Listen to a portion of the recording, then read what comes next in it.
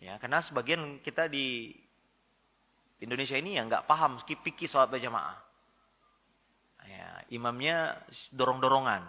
Imam harus ditetapkan, nggak boleh dorong-dorongan. Imam ditetapkan oleh pengurus masjid. Kapan qomat? Ketika imam sudah maju. Jangan jamaah yang nyuruh, qomat. Ini ada acara nih, nggak bisa. Imam yang punya hak kapan boleh qomat, kapan tidak qomat. Kalau qomat masih sedikit, kata imam, bentar. Imam yang punya hak. Ya. Kemudian Nabi SAW menyuruh kita di masjid khusyuk. Jangan ada, kata Nabi, jangan ganggu saudaramu dengan bacaan Quran. Sebagian kita, akhi, antara azan qomat, muazzinnya malah baca salawat. Kita mau sholat sunat terus gimana?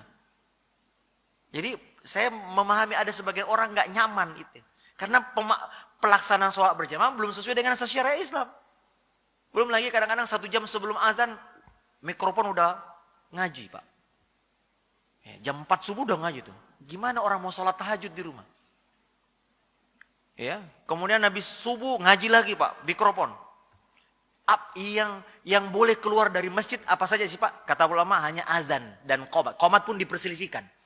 Azan saja yang boleh keluar. Qomat, sebagian ulama berbeda pendapat. Ini qomat untuk siapa? Untuk yang di luar masjid atau yang di dalam masjid? Dalam masjid. Karena mereka yang berkepentingan ini udah mau qomat. Ada pun yang di luar masjid udah percuma. Ya kan? Tapi di Indonesia 1 jam sebelumnya, sesudah sholat, mikrofon juga. Banyak orang merasa terganggu. Maka saya paham banyak orang lebih nyaman sholat di rumah. Kenapa? Karena pelaksanaan sholat berjamaah belum sesuai dengan, saya pernah ketemu Pak, supir Grab, supir online. Orang non-muslim. Dia bilang, Pak Ustadz, mungkin karena saya dijemput di masjid, menurut kami Islam ini agama berisik, Pak. Itu siang malam, itu ya mulai dari pengajian ibu-ibu, sampai kapan kita istirahat katanya. Apa harus selalu teriak-teriak katanya. Islam yang seperti ini yang mereka pahami, Pak. Padahal Nabi SAW di masjid gak boleh suaramu jangan. Kenapa? Ada saudaramu yang sedang berdoa dan sholat. Tapi kita ya, Masya Allah, masjid ini ya, gak bisa kita khusyuk. Bertetangga dengan masjid, banyak orang menghindari. Kenapa? Berisik, Ustaz. Saya ketemu ada seorang pilot. Ustaz, saya pindah nih. Saya punya bayi, tapi jam 4 udah corong masjid itu keras banget. Habis maghrib sampai isya corong. 20 menit, 30 menit sebelum azan udah ngaji, keras banget. Kita kalau ada tamu gak bisa ngapa-ngapain. Istrinya komplain ke pengurus masjid, Pak, tolong dikecilin, Pak. Bapak, ibu ini Islam atau setan katanya. Suara ngaji kok gini. Ya gimana, orang mendengar Quran kan ada saatnya. Tidak setiap orang harus diperdengarkan Quran. Maka berusahalah kita melaksanakan sholat berjamaah dengan baik, Pak.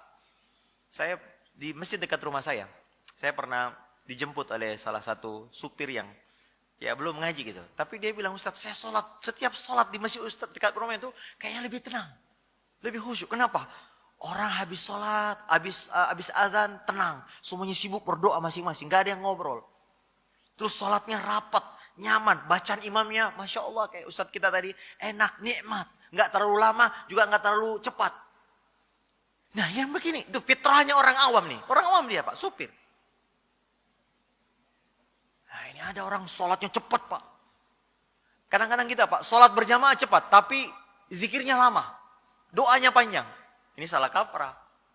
Harusnya ketika sholatlah kita sungguh-sungguh berdoa. Adapun selesai sholat ya silakan ya, ada yang mau mungkin punya hajat mau pulang.